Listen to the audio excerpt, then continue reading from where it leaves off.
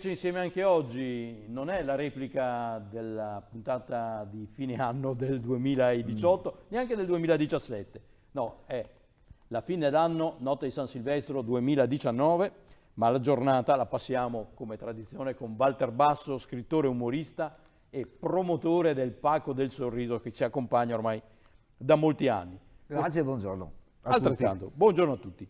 Questo è un pacchetto quest'anno. Un pacchettino, diciamo, un pacchettino. Nel pacchettino non poteva mancare questo, partiamo da qua, del calendario dell'Oco. Esatto, Giusto? il calendario Del Veneto Doc. del Veneto Doc, perché è proprio dedicato al Veneto in particolare. Allora, la prima domanda è quanti mesi ci sono quest'anno? Ah no, i mesi sono sempre 12, anche i giorni sono giusti, c'è qualche festa in più, qualche giornata di festa in più, ma insomma quella la diamo in omaggio così. Comunque è il 23esimo anno che esce questo calendario. Quindi... E come al solito ricco di riferimenti alla cultura popolare veneta. Esatto, alla cultura, alla politica, se tu guardi le rubrichette che sono scritte qua davanti, vedi che ci sono varie rubriche. Allora, contiene le seguenti rubriche con 2B. Sì. Barzellette serie. Serie, esatto. Come farse l'energia alternativa in casa. Esatto, vedi che era utile. Come non farsi fregare dal governo. Esatto. Come tirare l'accompagnatoria del nonno. È importante che non è Veneto. Informazione politico-suina. Notizie da fora del Veneto. Putanade miste in sorte, vignette e foto intelligenti.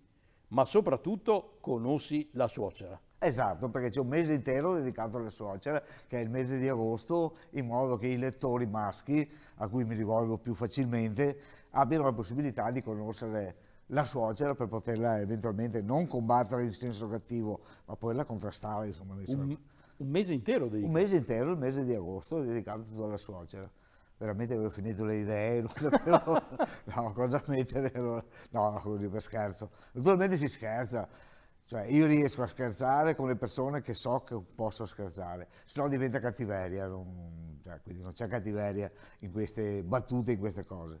Allora, nella copertina c'è il consiglio che credo riassuma bene insomma, la filosofia. Ma quando è ora di imbottigliare il vino? Esatto, lì ci sono delle caratteristiche vere, quella è l'unica cosa autentica del calendario, vera, di cui ci si può fidare. Tanto per darle un suggerimento, ma non perché noi veneti siamo, come ha detto qualcuno, ubriaconi, perché a noi ci piace il vino buono, siamo intenditori, ecco tutto qua. Allora, va sempre imbottigliato con la luna calante. Esatto. E il periodo preferito va da marzo a settembre. Esatto, è vero. Sono suggerimenti giusti, quindi. Mi sono consigliato con un alcolista anonimo molto... no. Eccolo qua, questa è la copertina del calendario del Veneto Doc 2020.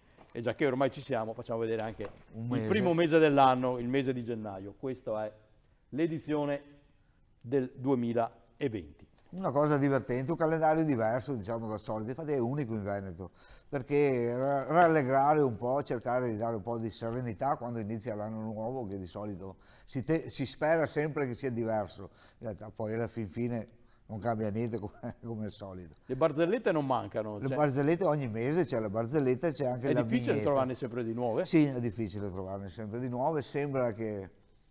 Ma dicono, in generale si dice che siano i rappresentanti di commercio a portare in giro le barzellette. Adesso c'è un po' di crisi, quindi barzellette nuove c'è difficoltà a trovarle, mentre per le battute ci si arrangia, cioè si riesce anche a crearle. Normalmente ci riesco anch'io, mentre per le barzellette è molto difficile. Woody Allen diceva che le barzellette le portano gli alieni sulla Terra, perché non si è mai capito dove nascano. Sono gli alieni che vogliono vedere lo spirito umoristico del popolo, della gente, dell'umanità, però non si sa. Si dicono che nascono in manicomio e in prigione, dove la gente ha tanto tempo per pensare, però non è detto, non si sa. Allora, il calendario è arrivato al 23esimo anno. Ci sarà anche il 24esimo. Sì, beh, senz'altro. Invece questo, ahimè, è l'ultimo. L'ultimo anno, deciso quest'anno. Dell'Almanacco dell'Oco. L'Almanacco dell'Oco, che è un libro che, diciamo, idealmente non lui è nato con l'astrologo, a seguito dell'astrologo di Durante, che ha durato dal 65.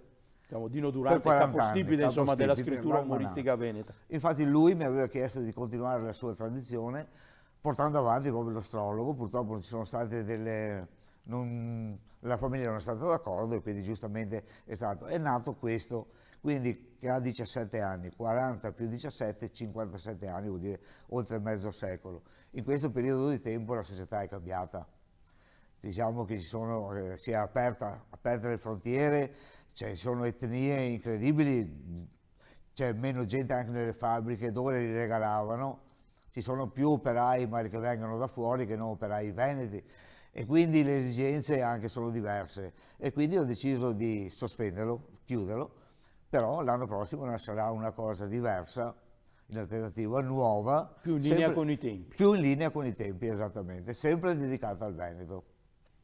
Perché come c'è scritto in copertina, tutte le cose belle durano poco. Durano poco, infatti se guardi, se osservi il matrimonio non finisce mai, mentre le cose belle durano pochino, durano poco, nel senso che appunto è ora di rivedere un po'.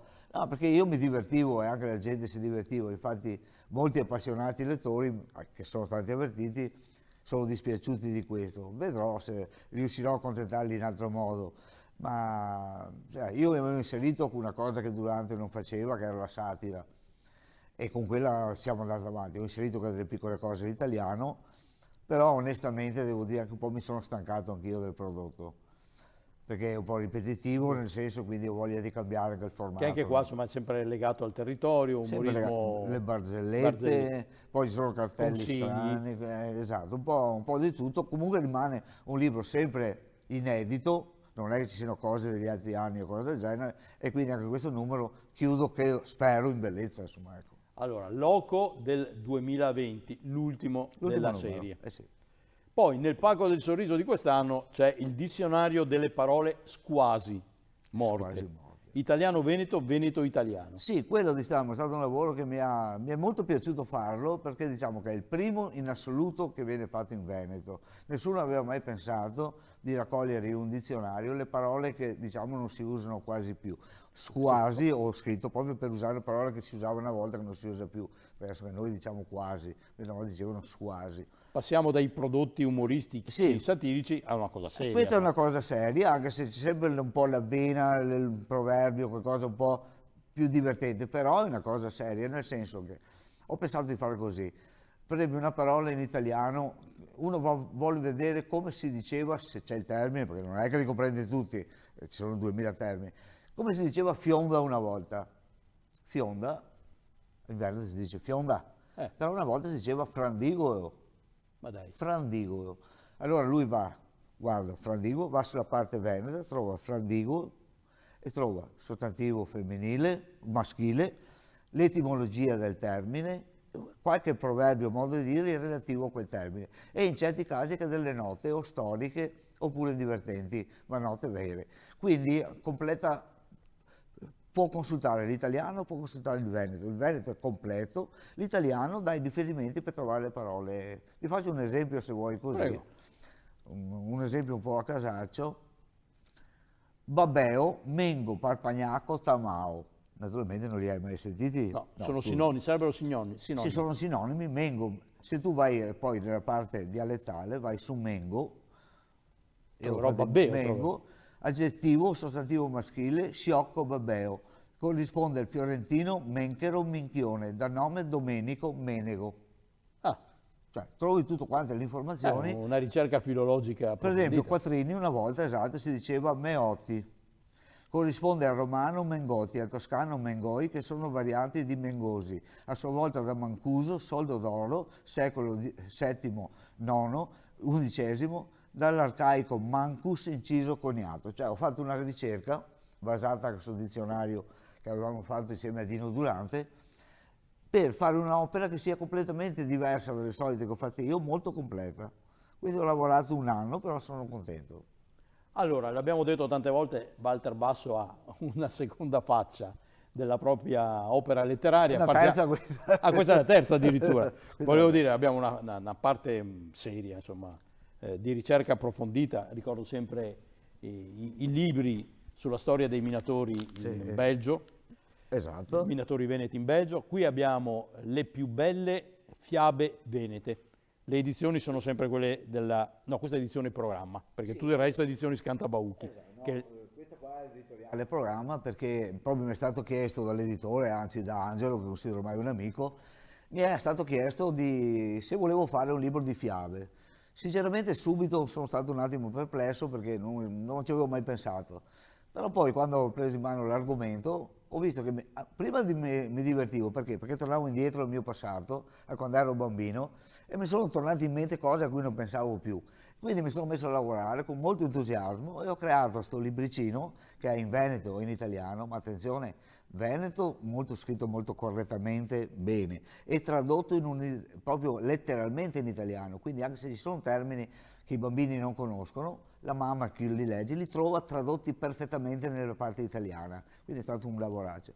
Poi ho creato un insieme, cioè ho creato una trama, tutto il libro, le fiabe, ho creato un personaggio iniziale che è Nonno Barbon, una storia un po' particolare che li collega tutti.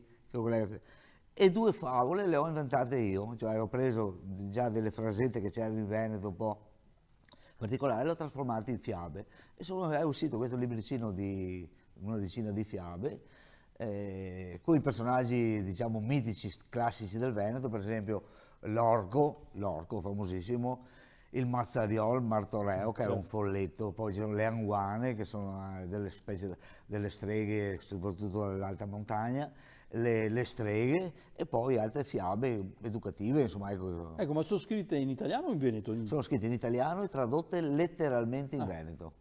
Però non è che sia mezza pagina in italiano, certo. è tutta, per quello tu hai beccato la pagina in italiano, però c'è sempre la pagina in veneto. Le pagine E poi insomma sono anche ben illustrate corredate molto bene, da illustrazioni. Una ragazza dell'editoriale Programma le ha illustrate benissimo e mi dà soddisfazione nel senso che con questa robetta, diciamo così, semplice, parlo con i bambini, ecco, ho fatto diverse presentazioni di fronte ai bambini. Questo era un pubblico che ancora mancava. Ancora mancava, però un pubblico bambino bisogna stare attenti che certo. Quando le hai tenuti 5 minuti con una fiaba poi svincolano, ma anche per le mamme comunque si divertono, ritrovano un po' i tempi di una volta che non esistono più ormai. Grazie a Walter Basso, grazie Prego. per averci accompagnato ancora una volta nell'ultimo giorno dell'anno, le PIBE, si dice così? Beh, sì. Perché Fiabe venete. C'è l'evanescente, quello che vedi Barratta, chi vuole leggere la legge, chi non vuole leggere non la legge, dipende dalla zona. Editoriale Programma e poi il Pacco del Sorriso che torniamo a far vedere, soprattutto questo, l'Almanacco de Loco perché è veramente prezioso. Prezioso, l'ultimo numero. L'ultimo numero, poi abbiamo il dizionario delle parole quasi, squasi morte e naturalmente il calendario 2020, il calendario del Loco. Grazie. Questa è tradizione. Grazie Come è tradizione avere ospite Walter Basso, grazie. L'ultimo giorno dell'anno e insieme auguriamo a tutti. E auguri a tutti. Naturalmente. E grazie a te per l'invito. Una buona fine e un buon inizio. Ci si vede al prossimo anno.